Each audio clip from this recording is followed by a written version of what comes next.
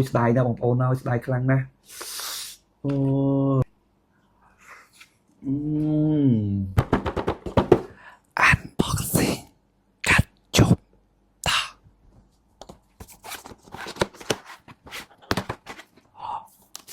โอ้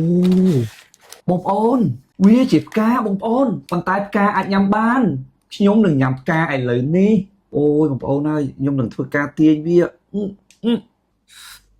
អូយទាញមិនចេញទេបងប្អូនបាទឥឡូវនេះយើងខ្ជិលទាញយកទៅបណ្ដោយណាអូយស្ដាយណាស់បងប្អូនហើយស្ដាយខ្លាំងណាស់អូ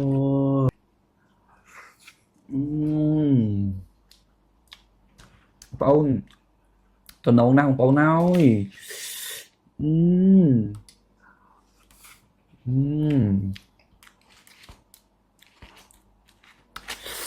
សូមញ៉ាំឲ្យខ្ទេចតែហ្មងមុនហ្នឹងញ៉ាំកាឥឡូវញ៉ាំស្លឹកបងប្អូនណាបាទ